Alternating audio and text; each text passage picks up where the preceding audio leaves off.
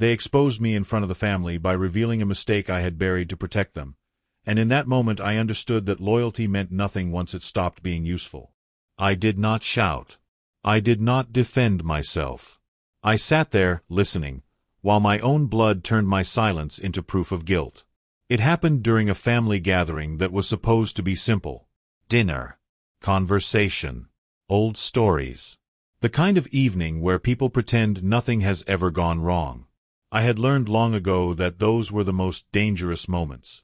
When people are relaxed, they speak freely. When they feel safe, they show who they really are. The man who exposed me was not a stranger. He was family. Older than my children, younger than me. Someone I had once protected without asking for credit. Someone whose worst mistake I had quietly erased so he could keep his name clean. I watched him that night as he spoke. Calm voice. Careful words. He smiled when others nodded. He chose his timing well. He waited until the room was full. Until the silence was thick. Until retreat was impossible. Then he said it. He told them about the thing I had done years ago. Not the full truth. Just enough to stain me. Just enough to make people lean back in their chairs and look at me differently. I remember noticing small details. A fork pausing in midair. A glass lowered slowly to the table. Someone clearing their throat. Nobody interrupted him. Nobody asked why he was saying this now. That hurt more than his words. Because everyone there knew me. Or at least, they thought they did. I had spent most of my life being the steady one. The calm one. The one who fixed problems quietly and took blame when it kept the family together. I believed, foolishly, that people noticed that. That silence built trust. I was wrong. Silence only builds opportunity. For others. When he finished speaking, the room did not explode. There were no accusations. No shouting. Just a slow, uncomfortable shift. Eyes moving toward me. Waiting. I could have explained everything. I could have told them why I had done what I did back then. I could have exposed his mistake right there and ended it in seconds. I chose not to. Not because I was weak. Because I was thinking. You see, the thing he revealed was real. I had made that decision years earlier, in a moment where every option was bad. I chose the one that protected the family name. The one that protected him. The one that put the weight on me. He knew that. He also knew nobody else in that room did. And he counted on my habit of staying quiet. As people began to speak again, carefully, I felt something settle inside me. Not anger. Not sadness. Clarity. I finally saw the shape of the relationship we had. How long it had been uneven. How often I had covered for him. Spoke for him. Redirected blame away from him when others asked questions. I remembered the night he came to me, years ago, panicked and shaking. I remembered how he said my name like it was a lifeline. I remembered telling him to sit down, to breathe, to let me handle it. I remembered how he promised he would never forget. Promises age badly when ambition grows. That night, after the gathering ended, nobody stopped me as I left. No one followed. No one asked if I was okay. I drove home slowly, replaying every moment. Not with regret, but with precision. I needed to understand something important. This was not a mistake. This was not a slip of the tongue. This was a calculation. He had gained something by exposing me. Sympathy. Control. Distance from his own past. He had repositioned himself by pushing me down one step. And once I saw that, I stopped feeling hurt. Because hurt requires surprise. And I was no longer surprised. In the days that followed, the family dynamic shifted subtly. Phone calls became shorter. Invitations were less enthusiastic. People spoke to me carefully, like I might break if they leaned too hard. I let them. I did not correct anyone. I did not defend myself in private conversations. I nodded when people offered awkward reassurance. I thanked them when they said things like, "We all make mistakes." He watched all of this closely. I could tell. He began to speak more confidently around me. He interrupted me more often. He corrected me in front of others.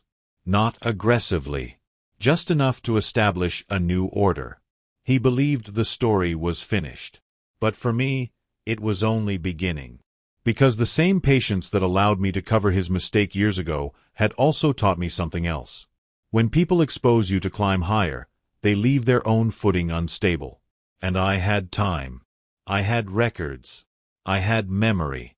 And most importantly, I had the truth, untouched, complete, and waiting. I did not rush. I did not plan revenge. I planned understanding. I watched how he spoke. How he changed his story depending on who was listening. How he leaned into his new image. How comfortable he became standing where I used to stand. Comfort makes people careless. And I have always been very good at noticing what others overlook. I stayed quiet long enough that people stopped expecting me to speak at all. That was the first advantage. When someone believes you have accepted your position, they stop guarding their words. They stop watching their steps. They stop seeing you as part of the conversation and start seeing you as furniture. Present, but irrelevant. Family gatherings continued. Smaller this time. Shorter. Less warmth. I attended all of them. I arrived on time. I smiled when spoken to. I listened more than I ever had before. He sat differently now. Straighter. Louder. He spoke with the confidence of someone who believed the past had finally been sealed. He told stories that placed him at the center. Stories where he had always been decisive. Always responsible. Always clean. I noticed how often his version required my absence. He never lied outright. That was important. He simply rearranged facts. Moved emphasis. Removed context. The kind of deception that survives because it sounds reasonable. That's the thing about family. They don't demand proof. They accept tone as evidence. Confidence as character. I let that work for him. Because while he was shaping memory, I was revisiting it. There were moments from years ago that I had not allowed myself to examine closely. Back then, I had done what needed to be done and moved on. I didn't archive the details. I didn't collect leverage. I believed loyalty was its own protection. Age teaches you otherwise. I began quietly organizing what I knew. Dates. Conversations. Decisions made in hallways and parked cars. Promises whispered late at night. I didn't write anything down. I didn't need to. I've always trusted my memory more than paper. What mattered was not what I could prove. It was what I could place at the right moment. I also paid attention to how others reacted to him. At first, there was admiration. Sympathy. People liked a simple story. Especially one that allowed them to stop asking questions. But admiration has a short shelf life. Soon, small irritations appeared. He interrupted too much. He corrected people publicly. He offered advice nobody asked for. He started making decisions on behalf of the family without checking if anyone agreed. Power changes behavior faster than it changes outcomes. One afternoon, I found myself alone with him in the kitchen. No audience. No tension. Just the quiet hum of appliances and the sound of water running. He spoke casually, as if nothing had happened between us. "You've been taking everything pretty well," he said. I nodded. "That took strength," he added. "A lot of people wouldn't handle it like you did." I looked at him then. Really looked. The confidence in his face. The relief underneath it. He needed my acceptance more than he realized. "Sometimes," I said, "there's nothing to handle." He smiled, misunderstanding me completely. From that moment on, he relaxed around me. He began speaking freely. He referenced the past with less caution. He assumed my silence meant surrender. That assumption was his second mistake. The first was exposing me. The second was believing I had nothing left to lose. Family dynamics are built on patterns. Who speaks? Who listens? Who decides? When one pattern breaks, another forms in its place. I let the new pattern settle. I stepped back from decisions. I deferred responsibility. When someone asked for my opinion, I gave them something neutral. Forgettable. People stopped consulting me. That was the third advantage. Because when you are no longer seen as influential, your words carry no threat. And when your words carry no threat, people speak freely around you. I heard things. Not secrets. People rarely confess intentionally. They reveal themselves in fragments, in complaints, in jokes they think are harmless. I learned who felt uneasy with his control, who resented being directed, who felt overlooked, who remembered how things used to be when decisions were quieter and outcomes were smoother. I said nothing. I didn't agree. I didn't encourage. I simply listened. And people, starved for acknowledgement, filled the silence for me. Meanwhile, he began to grow impatient. Leadership, especially borrowed leadership, is exhausting. He had to maintain the image constantly. He couldn't relax the way I could. I watched him argue small points that didn't matter. I watched him defend decisions that were already accepted. He needed to win every conversation. That need is visible. And visibility attracts scrutiny. The family began to split gently. Not into sides. Into moods. Some people felt controlled. Others felt protected. A few felt confused but unwilling to say so out loud. I stayed neutral in all of it. When asked directly how I felt about something he decided, I said, "If it works for everyone, it works." That phrase followed me. People repeated it. They heard reason in it. He heard indifference. And indifference unsettles people who crave validation. One evening, after another small disagreement over something trivial, he snapped at me. Just slightly. Just enough to reveal frustration. "Say something," he said. "You're always so quiet now." I met his eyes and waited a moment before answering. "I already said what I needed to," I replied. He frowned, unsure what that meant. I let the silence stretch. Silence is uncomfortable when you don't control it. He filled it with words. Explanations. Justifications. He spoke longer than necessary. He contradicted himself once, then corrected it with a joke. I nodded at the end. That was all. Later that night, I realized something important. He was no longer watching the room. He was watching me. And that told me everything I needed to know. Because when someone who has power starts monitoring the quiet person instead of the loud ones, it means they sense something shifting. Not danger yet, but possibility. And possibility, once noticed, cannot be ignored. The moment I realized he was watching me, I became even more careful with my silence. Not less. More. There is a difference between being quiet because you have nothing to say and being quiet because you are choosing the moment. He didn't know which one I was anymore, and that uncertainty began to bother him. He started testing me. Small remarks. Half-jokes aimed in my direction. Casual references to the past, framed lightly, as if daring me to correct him. Each time, I let it pass. I smiled when appropriate. I nodded when expected. I gave him nothing. That restraint changed the rhythm of our interactions. He spoke faster. Louder. He repeated himself. He needed confirmation that he was still in control. Control, when questioned, makes people careless. I began noticing how often he leaned on the same few people for support. How frequently he sought approval from the same voices. He had surrounded himself with agreement, mistaking it for loyalty. I had done that once, too. Long ago.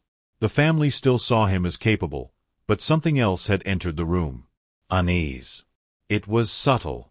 A feeling that things were being pushed rather than guided. And pressure, even gentle pressure, creates resistance. One evening, during a discussion that had nothing to do with me, he dismissed someone's concern too quickly. Not cruelly. Just confidently. He moved on without addressing it. The room went quiet. I didn't step in. I didn't smooth it over like I used to. I let the pause linger. That was new. People noticed. Later, someone pulled me aside and said, "Things feel different lately." I nodded. They waited for more. I gave them nothing. They filled the gap themselves. People always do. I could feel the old expectations trying to return. The unspoken request for me to fix things. To balance him out. To absorb the tension and release it harmlessly. I refused. Not openly, but completely. Because the balance he was enjoying existed only because I was no longer carrying my share. And I wanted him to feel that weight. He began making mistakes that had nothing to do with the past. Small misjudgments. Poor timing. Speaking for others without checking. Overcommitting, then deflecting responsibility when things didn't land right. Each mistake was minor on its own. Together, they formed a pattern. I did not highlight it. Patterns reveal themselves when you stop interrupting them. At another gathering, he retold the story of my past mistake again. This time, casually, as if it were common knowledge. As if repetition would finalize it. The reaction was different. No gasps. No sharp looks toward me. Just mild discomfort. Someone asked a question. Not accusatory. Curious. He answered too quickly. Another person followed up. He clarified. A third voice added something he hadn't expected. I watched his face change as he realized he no longer controlled the narrative as easily as before. He glanced at me. I met his eyes calmly. I did not rescue him. That was the moment he understood something was wrong. Not with the family. With his assumption. After that night, he stopped mentioning the past. Not because it had lost power, but because it no longer delivered the response he wanted. Instead, he focused on the present. On authority. On direction. He began to frame disagreements as challenges to his leadership. He made decisions faster. He listened less. And people slowly began to disengage. Leadership without listening becomes noise. I felt a strange peace during that time. Not satisfaction. Not triumph. Clarity. For years, I had believed protecting him was an act of love. That carrying the weight was my responsibility. That silence was a form of strength. I was half right. Silence is strength, when it is chosen. What I had done before was not strength. It was habit. And habits, once broken, reveal the cost of maintaining them. One night, alone, I thought about the mistake I had made years ago. The one he used against me. I examined it honestly, without defensiveness. I accepted my part in it fully. That acceptance freed me. Because once you accept your own past without fear, nobody can use it to control you. He still believed that story was his leverage. He didn't know it had already expired. What he also didn't know was that the family had begun to notice something else. They were not missing my authority. They were missing my steadiness. And absence, when understood, speaks louder than presence ever did. I didn't plan what came next. I simply allowed things to continue without interference. That was enough. Because when someone climbs by stepping on others, the fall is never sudden. It is slow, public, and entirely of their own making. They questioned my integrity using a moment I had sacrificed myself to save him, and from that day forward I stopped shielding the family from the truth it was not ready to face. The shift into the next phase was quiet, almost invisible. That's how real changes begin in families. Not with announcements. With absence. With small roles left unfilled and no one rushing to replace them. I stopped calling to remind people of birthdays. I stopped smoothing conversations when tension rose. I stopped arriving early to help and staying late to clean up the emotional mess. I didn't do this out of spite. I did it out of honesty. For years, I had been acting as the unseen support beam. Once removed, the structure didn't collapse. It simply started to creak. People felt it before they understood it. Decisions dragged longer. Disagreements lasted days instead of minutes. Small misunderstandings hardened into quiet resentments. The family wasn't falling apart, it was losing rhythm. And he felt that most of all. He had assumed my silence meant submission. What he didn't anticipate was my withdrawal. Without my presence reinforcing his authority, he had to work harder to maintain it. He reached out more. He scheduled gatherings. He pushed for togetherness, with an urgency that felt forced. People showed up, but their energy was different. They listened politely. They nodded. But they no longer relaxed around him the way they once had around me. That contrast unsettled him. One afternoon, he called me directly. His voice was measured, almost friendly. "We should talk," he said. "Just us." I agreed. We met somewhere neutral. No family nearby. No witnesses. He spoke first, of course. He always did. "I feel like things have been off," he said. "Ever since all that." He didn't say what that was. He never did. Naming it would mean acknowledging the full truth. "I don't want there to be tension between us," he continued. "We're family." I listened without interrupting. When he finished, he waited for reassurance. An apology. Some sign that I was ready to return to my old role. I gave him something else. "I don't feel tension," I said calmly. "I feel distance." That word caught him off guard. "Distance," he repeated. "Yes," I said. "Tension comes from conflict. Distance comes from clarity." He frowned slightly. Not angry.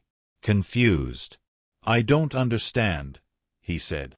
"I know," I replied. Silence followed. Not the comfortable kind. The kind that exposes imbalance. He leaned forward. "If you're upset about what happened before," he said carefully, "we can talk about it." This was his attempt to regain control. To frame the past as an emotional misunderstanding instead of a strategic betrayal. "I'm not upset," I said. "I'm aware." That ended the conversation. Not dramatically, but completely. After that, he stopped reaching out. Instead, he began managing perception again. He told people I had changed, that I had become distant, that I was processing things. They nodded. They accepted that explanation at first. But something didn't sit right. Because I wasn't bitter. I wasn't withdrawn. I was calm. And calm doesn't align with guilt the way people expect it to. Some started approaching me quietly. Not to ask questions. Just to talk. To check in. To feel grounded again. I didn't explain myself. I asked them how they were doing. That was enough. Because when people speak freely, patterns surface. And once patterns are seen, they cannot be unseen. They noticed how often he redirected responsibility. How quickly he dismissed dissent. How conversations felt heavier around him. I said nothing. I didn't need to. Families don't change their minds because someone convinces them. They change when experience contradicts belief. And experience was doing its work. Meanwhile, I began reconnecting with parts of myself I had neglected. The parts that didn't exist solely to hold others together. I spent time alone. Thought deeply. Accepted my past without rewriting it. That acceptance became my armor. The mistake he had exposed no longer scared me. I owned it fully. I no longer feared its shadow. And when fear leaves, leverage disappears. He sensed that. During one gathering, our eyes met across the room. There was something new in his expression. Concern. Not because I was doing something. Because I wasn't. He had expected resistance. Anger. Confrontation. What he got instead was indifference shaped by understanding. And that is far harder to fight. Because you can't argue with silence that isn't asking to be heard. You can't provoke someone who has already forgiven themselves. And you can't control someone who no longer needs approval. This was not revenge yet. This was positioning. And I had all the time in the world. The more space I gave him, the more he filled it with effort. That was the pattern. He organized another family meeting, framing it as a chance to clear the air. He spoke about unity, about moving forward, about letting go of old misunderstandings. He never once mentioned his role in creating them. I sat there quietly, listening to words that sounded reasonable but felt rehearsed. Others listened too, though not with the same trust they once had. Something had shifted in how they heard him. He was still speaking like a leader. They were listening like observers. When the discussion opened up, a few people shared mild concerns. He responded quickly, decisively, smoothing things over before they could deepen. Old me would have supported that. Redirected. Softened the edges. I didn't. I let the conversation breathe. One concern lingered longer than he expected.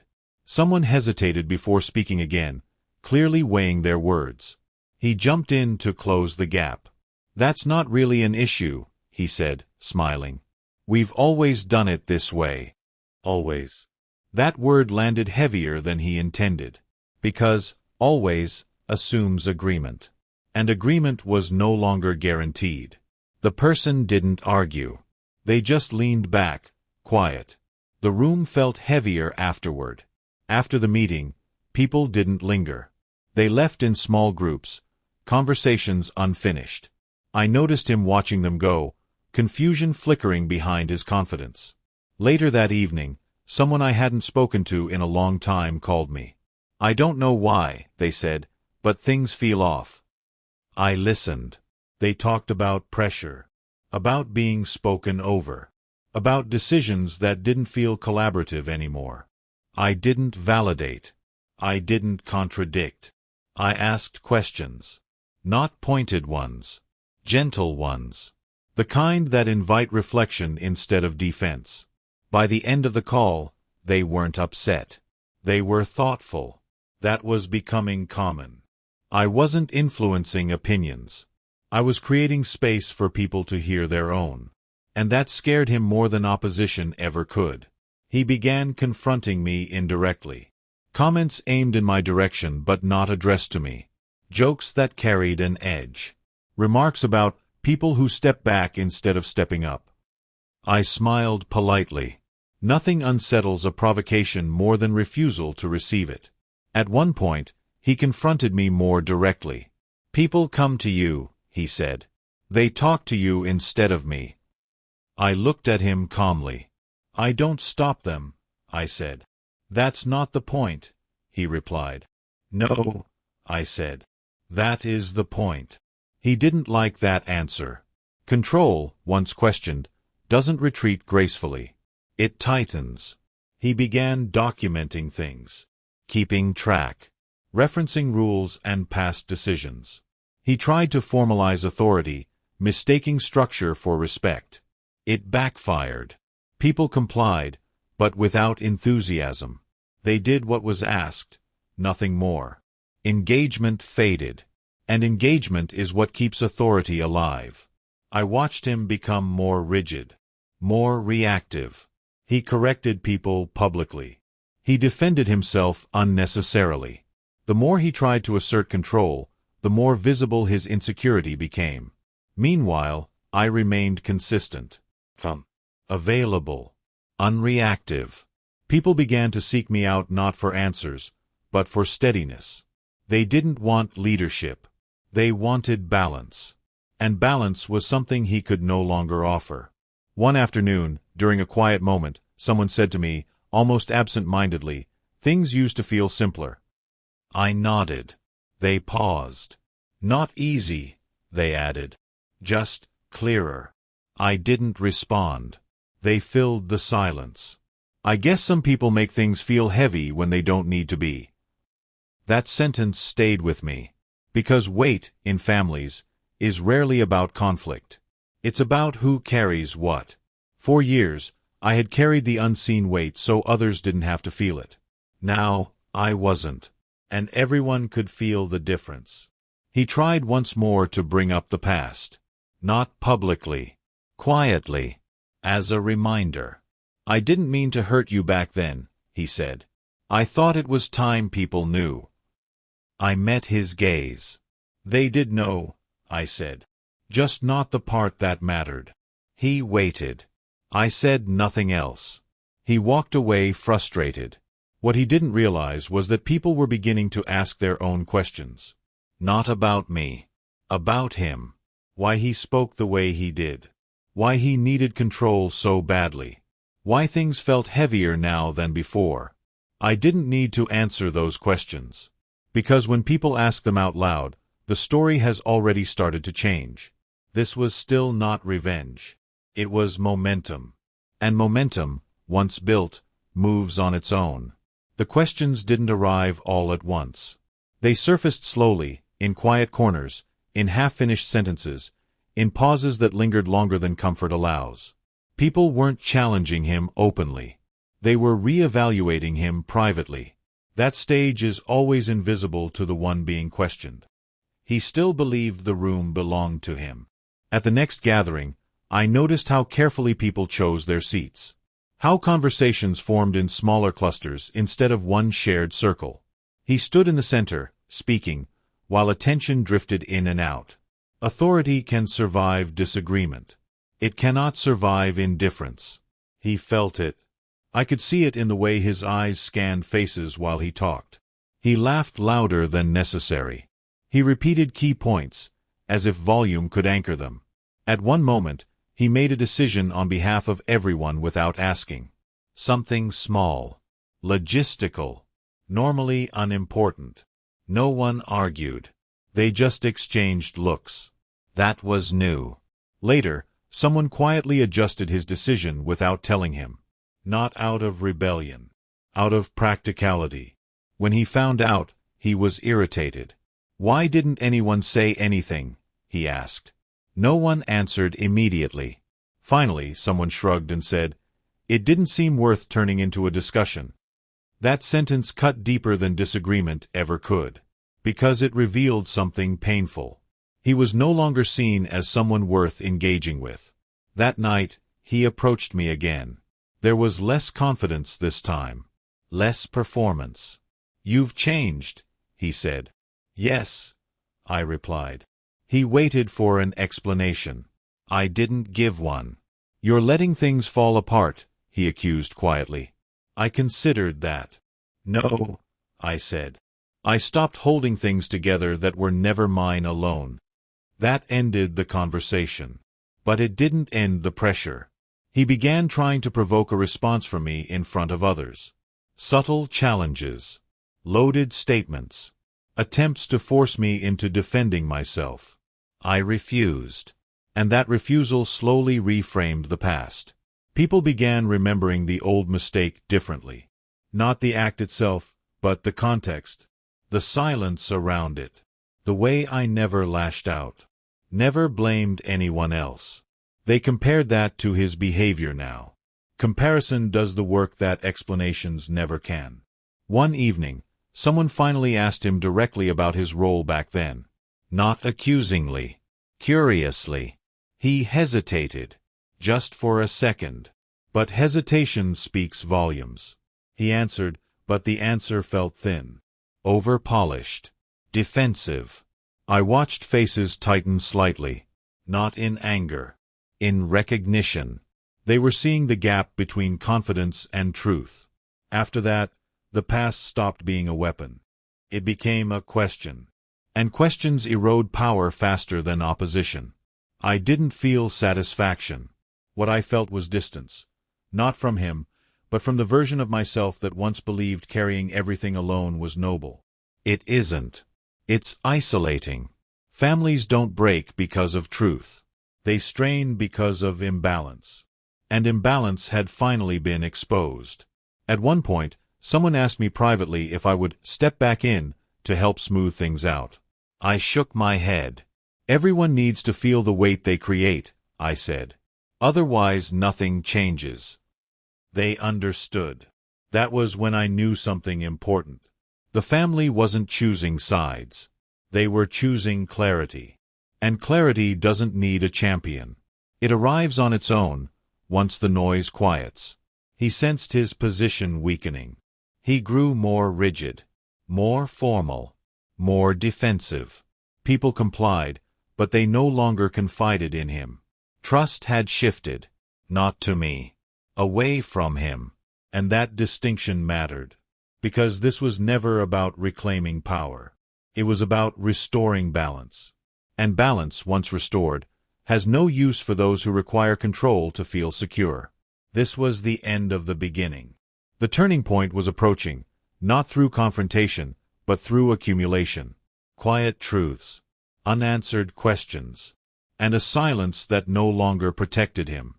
He tried to humiliate me again by hinting at my past in front of everyone, not realizing that the moment he forced the story back into the room, he also forced the truth to stand up beside it. This part of the story is harder to explain, because nothing dramatic happened at first. No explosion. No confrontation. Just pressure building in places he could no longer see. By then, people had stopped bringing problems to him. They brought them to each other. Quietly. Without announcements. Decisions were made in side conversations, then presented as done. He was still speaking. He was no longer leading. That distinction eats at people like him. At a family dinner meant to celebrate something unrelated, he grew restless. I could sense it before he spoke. That tightness. That impatience. He needed to reassert himself. He did it the only way he knew how. He laughed lightly and said something about learning from past mistakes, then looked straight at me. Just long enough. Just subtle enough. Old him would have gotten the reaction he wanted. New me did nothing. The room didn't respond the way he expected. No laughter. No sharp intake of breath. Just stillness. Someone changed the subject. That was when his composure slipped. He followed the comment with another. Slightly sharper. Less playful. The same story, hinted at again, framed as wisdom. This time, someone spoke. Not me. Why do you keep bringing that up? They asked. The question wasn't hostile. It was tired. He paused, surprised. I'm just saying we all have things to learn from, he replied. There was a gap before anyone responded. Then another voice said, It feels like you only bring it up when it suits you. The air changed. He looked around, suddenly aware of how many eyes were on him. Not judging. Evaluating. He glanced at me again. I didn't move. He tried to regain control, explaining his intentions, softening his tone. But something was off. The room wasn't following his rhythm anymore. Someone else spoke. I always wondered why that was handled the way it was, they said. It never felt like the full story. He shifted in his seat. This was the danger of reopening a door you once controlled. Others begin to walk through it. Questions followed. Not accusations. Clarifications. Why certain decisions were made. Who suggested what? Who benefited? He answered carefully, but the answers didn't settle anything. Because people weren't looking for facts. They were measuring integrity. And integrity reveals itself most clearly under pressure. I felt the old instinct rise in me. The urge to step in. To smooth the edges. To protect him from the consequences of his own words. I ignored it. Silence, this time, was not protection. It was permission. Someone finally turned to me. They didn't ask me to defend myself. They asked me to explain the decision from years ago. Just that. No hostility. No demand. I took a breath. And for the first time, I spoke. Not emotionally. Not defensively. Simply. I explained the situation as it was back then. The risk. The consequences. The reason I chose the path I did. I didn't name him. I didn't accuse him. I didn't expose his mistake. I told the truth. All of it. The room stayed quiet as I spoke. Not because they were shocked. Because things were finally aligning. When I finished, nobody rushed to respond. He sat frozen. The story he had controlled for so long no longer belonged to him. It belonged to everyone. And in that shared space, the difference between strategy and self-interest became clear. No one attacked him. They didn't need to. Truth doesn't require aggression to be felt. He tried to speak, to reframe, but the moment had passed. His words landed without weight. People thanked me. Not loudly. Genuinely. The conversation moved on. But something fundamental had shifted. Later, alone, I felt no triumph. No relief. What I felt was finality. Because when the truth is spoken calmly, without accusation, it closes doors permanently. And some doors, once closed, never need to be opened again.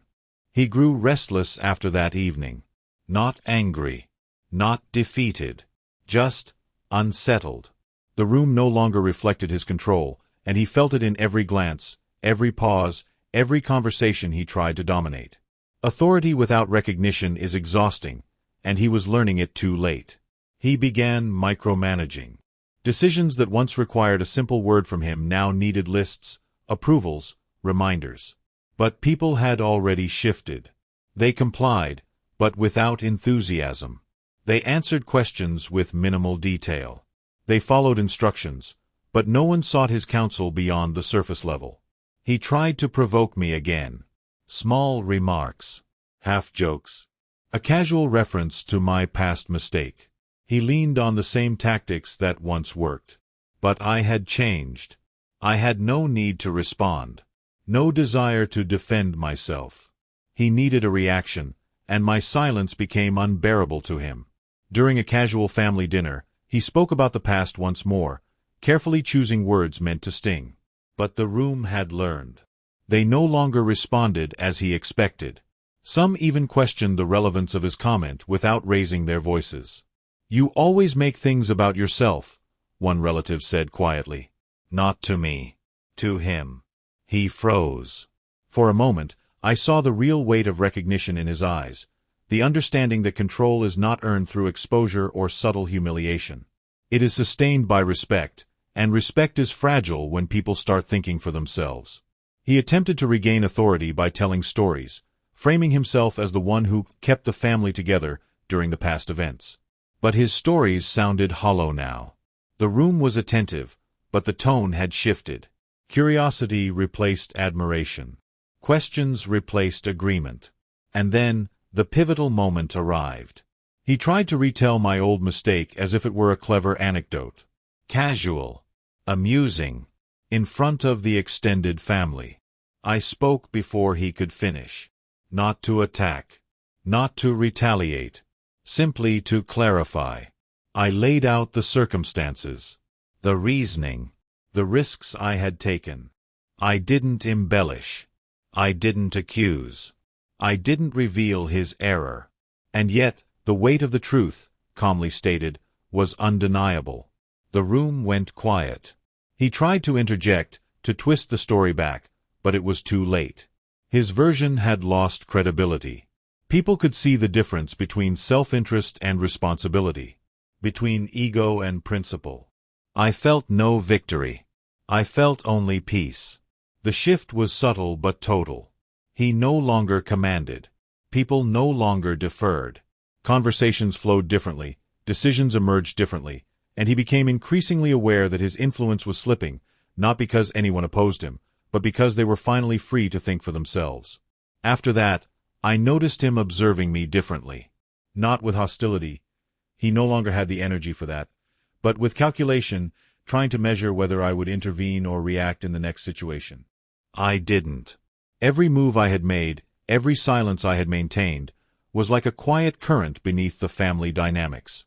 It had repositioned everyone without a single confrontation. And he knew it. The lesson he was learning, slowly and painfully, was this: a person who chooses patience over reaction always controls more than the one who acts hastily. And for the first time, he began to fear the consequences of his own impatience. He began to falter in ways he couldn't fully hide. Not in public. Not dramatically. Just small signs that grew impossible to ignore. A hesitation before speaking. Repeating himself. Subtle corrections in tone when someone disagreed. Moments where the confidence he relied on to hold attention cracked ever so slightly. The family noticed. They didn't comment directly, but their behavior shifted. Decisions that once flowed through him now bounced between other members. Opinions he expected to dominate were shared cautiously or withheld entirely. People consulted each other instead of him. And the air he had once occupied with ease felt heavier, constrained, as though his presence required explanation. He sensed it.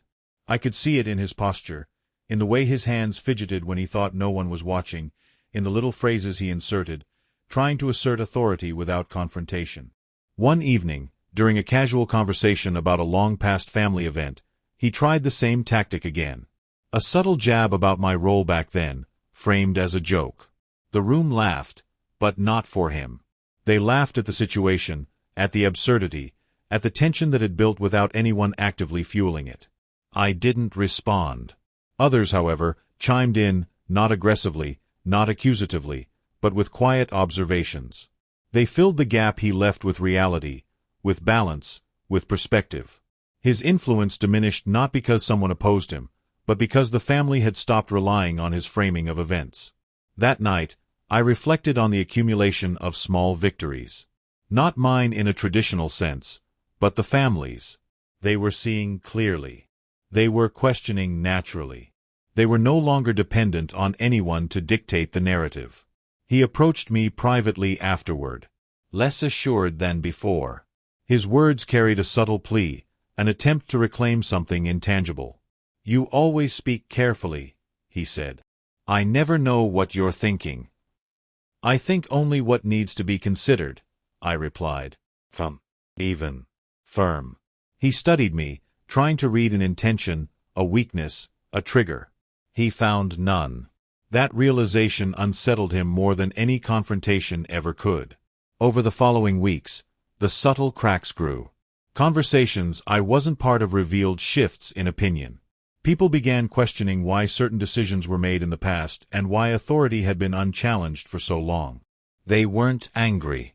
They were attentive, reflective, engaged. He tried to maintain composure, but the pattern was irreversible. The momentum I had nurtured through patience and quiet had rebalanced the family. He could no longer rely on fear, humor, or timing to dictate outcomes. And the most remarkable part was this: he didn't feel defeated in a traditional sense. He felt ignored. He felt irrelevant. And for someone who built their position on attention and perception, irrelevance is the heaviest burden. I never needed to humiliate him. Never needed to confront him. The process of silence, of letting truth emerge naturally, had accomplished more than any argument or accusation could. By the end of that phase, the past mistake he had once wielded like a weapon no longer held power. The family's understanding, shaped by observation and reflection rather than coercion, had shifted the balance. And I knew, quietly, that the next phase, the point where patience becomes strategy and observation becomes consequence, was approaching. Because the one who forces reckoning through arrogance always underestimates the one who waits. He underestimated me one final time, believing that my silence was weakness, and that mistake would define the turning point he never saw coming.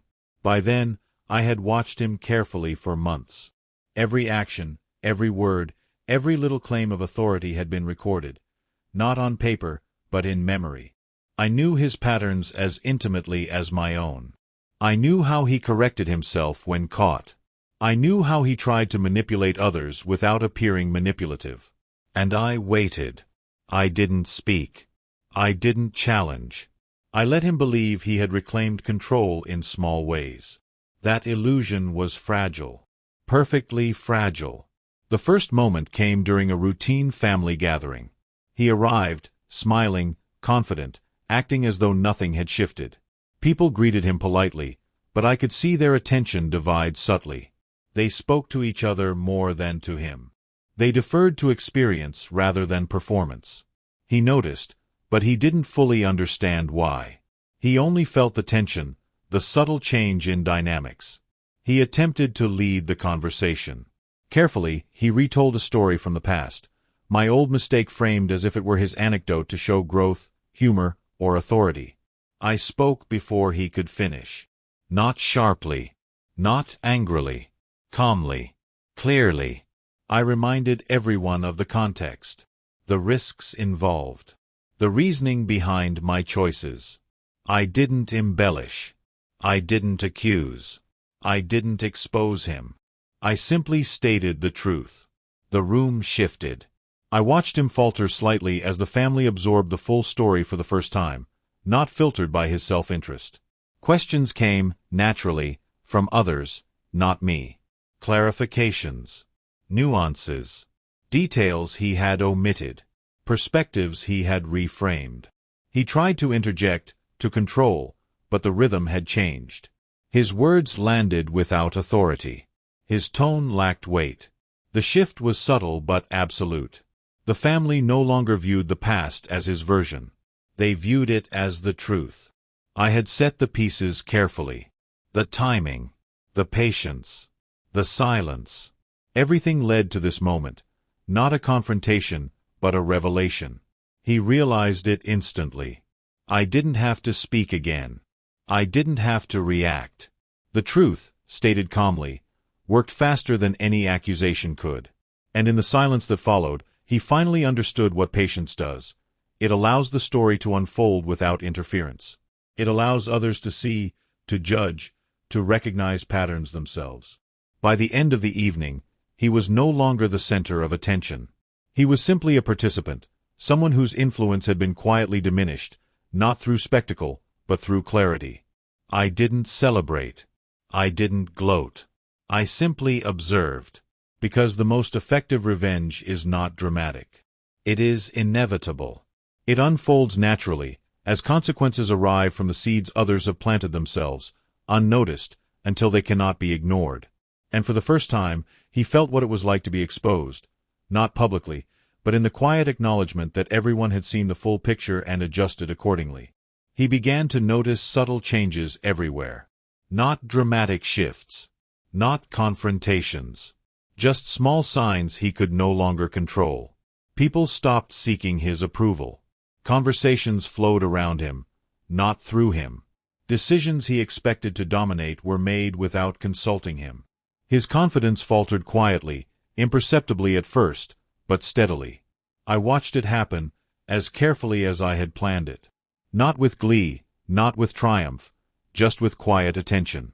Every action he took now revealed cracks that had been invisible before. Every attempt to assert authority drew minimal acknowledgement. Every joke, every remark, every subtle attempt to humiliate me or others failed. The turning point wasn't a single event. It was the accumulation of small moments where truth, patience, and observation began to outweigh arrogance and control. At another family gathering, he tried again. A story from the past, framed as an attempt at humor, as if he could reclaim the narrative. I let him speak. I stayed quiet. The room responded differently this time. Not openly, but in small, almost invisible ways. People exchanged looks. Pauses stretched longer. Questions arose that subtly challenged the story. He answered carefully, but hesitation had entered his tone, undermining his authority. The story no longer belonged to him. The interpretation, the understanding, had shifted. People began noticing details he had omitted, choices he had glossed over, actions he had taken without explanation. And I did nothing to highlight it. Silence does not lose power when used strategically. It allows others to fill gaps with their own observations, their own reasoning, their own judgment. He realized, slowly, painfully, that the leverage he had once wielded over the family was slipping. Not because anyone was openly opposing him. Because they no longer needed his narrative to make sense of the past. One evening, after a small disagreement over a minor decision, he approached me privately. His usual confidence was replaced with a careful, measured tone. "You've changed," he said. "I can't read you anymore." "Yes," I replied calmly. "I stopped shaping what isn't mine to shape." He waited for more, for guidance, for a reaction he could use to regain control. I gave him none. That silence was heavier than any argument. He began to overcompensate, micromanaging, insisting, correcting. The room complied, but without engagement, without respect. His influence shrank not because of confrontation, but because of clarity. I observed everything. Each hesitation, each overreach, each subtle misstep. Each moment the family subtly adjusted around him instead of relying on him. Patience had become my strategy. Silence had become my weapon. Truth had become my ally. And slowly, inevitably, the balance of the family shifted back towards steadiness and reason. Not to me personally, but to fairness, to clarity, to understanding. He began to understand that control is fragile when it depends on fear, assumptions, and selective storytelling. And the lesson he was learning, quietly and painfully, was that those who rely on others' ignorance always overestimate their own power. He tried one last time to regain control. Not loudly. Not aggressively. Just subtly. A comment here. A hint there. A story retold with a twist meant to remind everyone who held authority. But it no longer worked. The family had adjusted. They listened politely, but they no longer depended on him to interpret events. They no longer deferred to his opinion automatically. They questioned, they reflected, they weighed their own judgment. He noticed. Small signs, hesitation before speaking, repeated explanations, jokes that fell flat, a glance toward me searching for reaction that I didn't give. He was searching for reassurance, for permission, for the acknowledgement that had once empowered him. But I remained calm, unshaken, indifferent. And that calm revealed the truth more sharply than any confrontation could. During a casual family gathering, he made a remark aimed to humiliate me subtly. A hint of the past, a wink to the room. Everyone heard it. No one responded. Not out of fear. Out of understanding. People had already drawn their conclusions. They had seen the full picture. He faltered. Just a fraction, but enough. The pattern was clear now. Every small effort to assert authority that relied on fear or selective truth no longer landed. Every attempt to dominate the narrative fell flat. Every maneuver to control outcomes was met with subtle resistance, naturally, quietly, without my intervention. The turning point was complete. He realized, though not openly, that his leverage had evaporated. He was no longer the center. He no longer controlled the story. He was simply present. And the irony was precise. He had spent months trying to assert authority, unaware that the one who had seemed passive had already shifted the balance entirely. Without confrontation. Without revenge in the traditional sense. Without anyone noticing until it was undeniable. I did not gloat. I did not confront. I watched quietly as consequences arrived naturally, as the family recognized what needed recognition, as truth revealed itself through observation and patience. The shift was complete. He was still part of the family, still speaking, still present, but no longer in control. Not because I had acted against him, but because I had acted with patience, clarity, and understanding. And that is the essence of quiet revenge. Not dramatic. Not theatrical. But inevitable. Because when arrogance overreaches and patience observes, the truth always finds its way. By the time the next family gathering arrived, the shift was undeniable. Not dramatic. Not announced. Just there, quietly. People moved differently. Conversations flowed differently. Decisions were discussed openly, rather than deferred automatically. Authority was no longer assumed. It was considered. He arrived, smiling, trying to keep the familiar rhythm, but the room no longer followed it. Attention divided naturally. Questions arose organically. Others spoke first, clarified points, offered solutions, and he could only respond. The weight of observation was on him now. I sat quietly, as always. I didn't need to intervene. I didn't need to comment. I had stepped back months ago, letting truth and patience carry the work. He made a subtle attempt to reassert himself. A joke about a past event, framed lightly, meant to shift attention toward him. No one responded. Not rudely. Just calmly. The focus returned to practical matters. The conversation moved forward naturally. He looked to me. Searching. Waiting. Hoping for a reaction. I gave him none. The family had absorbed the balance he had tried to control. They didn't need me to act. They simply understood. It was remarkable to observe. The family operated with steadiness, without my interference, without his control. Patterns of cooperation had re-emerged on their own. Later, someone quietly thanked me, not for correcting him, not for confrontation, not for revenge, but for patience. For stepping back. For allowing clarity to emerge. Because real resolution is rarely loud. It's subtle, unseen, and inevitable. He began to realize, finally, that authority built on ego and selective truth cannot endure when people are left to observe and think for themselves. No arguments. No spectacle. No drama. Just recognition. And that recognition changed everything. Over the following weeks, the family continued to adjust naturally. Not with confrontation. Not with conflict. Just with quiet realignment. Decisions were made collaboratively. Conversations flowed with more balance. People spoke freely without fear of judgment or correction. And he still participated, still spoke, still offered input, but no one relied on him to guide outcomes. I observed carefully. Not to control, not to intervene. Just to witness. The pattern I had cultivated through patience and silence had taken root. Authority was no longer a performance. It was recognition earned through fairness, clarity, and consistency.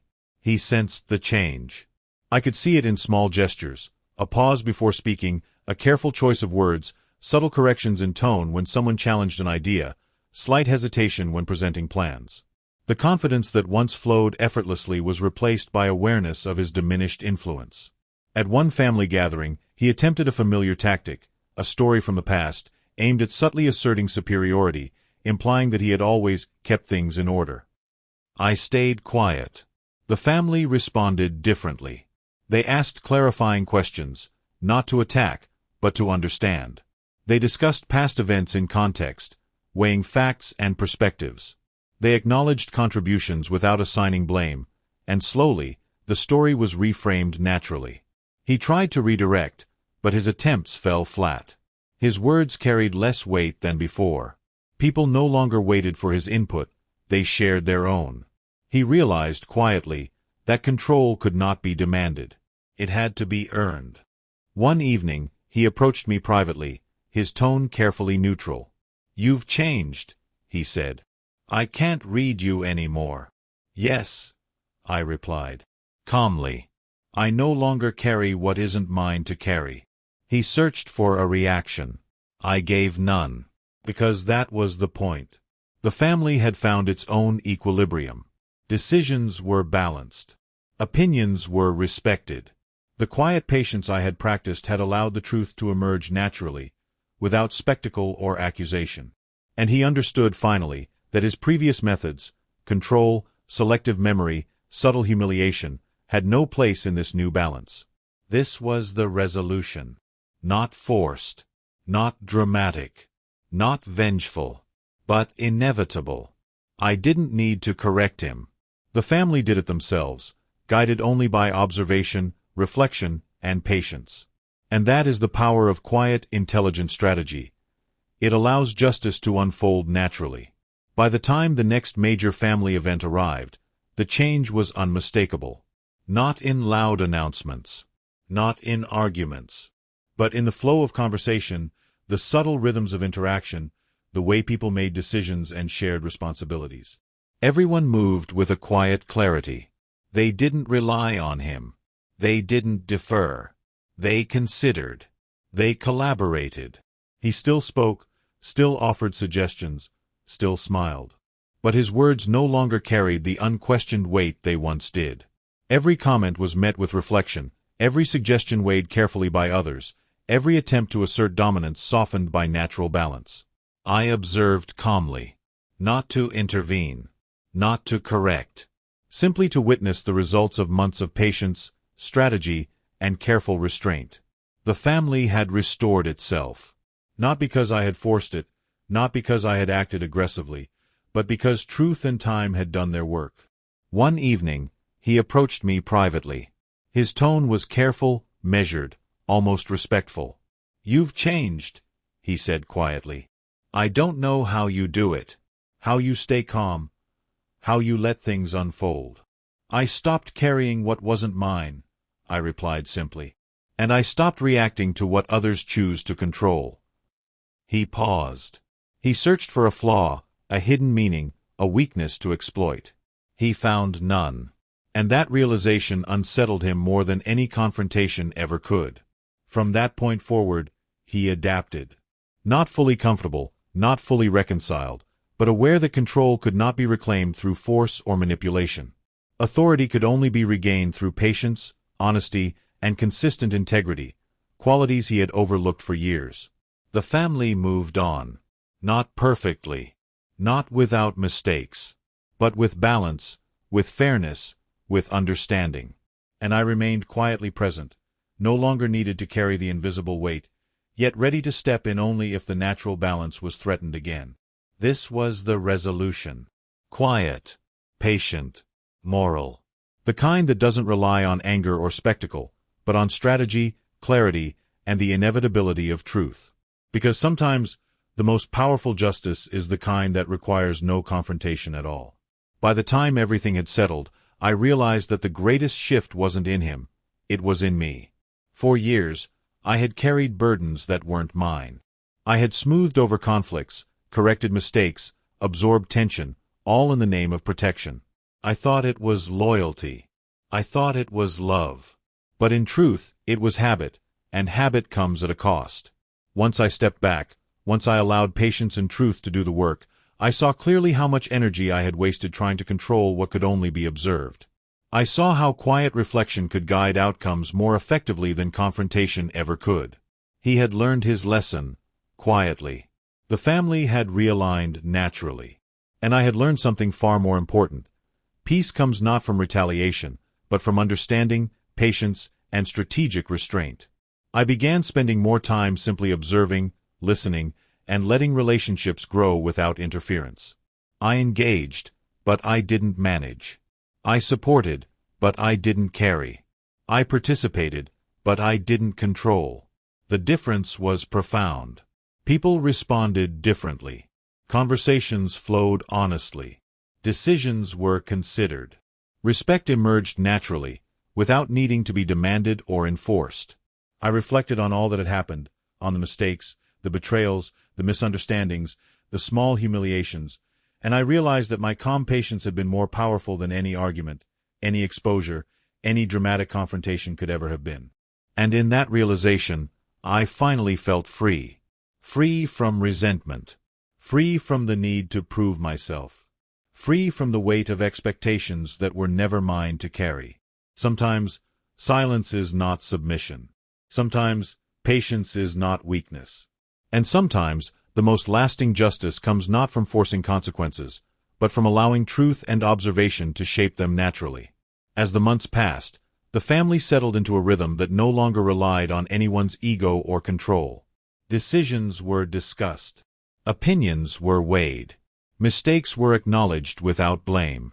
People interacted with honesty, not fear.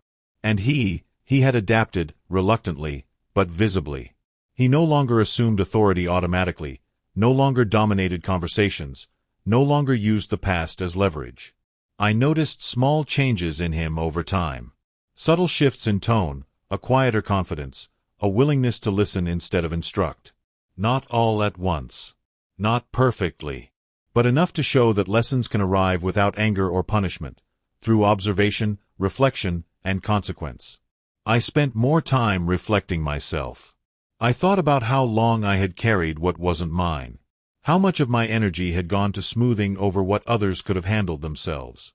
How much I had sacrificed in the name of peace. And I realized that stepping back had not weakened me.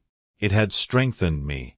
By choosing patience over reaction, observation over intervention, and truth over argument, I had shaped outcomes far more effectively than confrontation ever could. The family didn't need me to restore balance. They had done it themselves.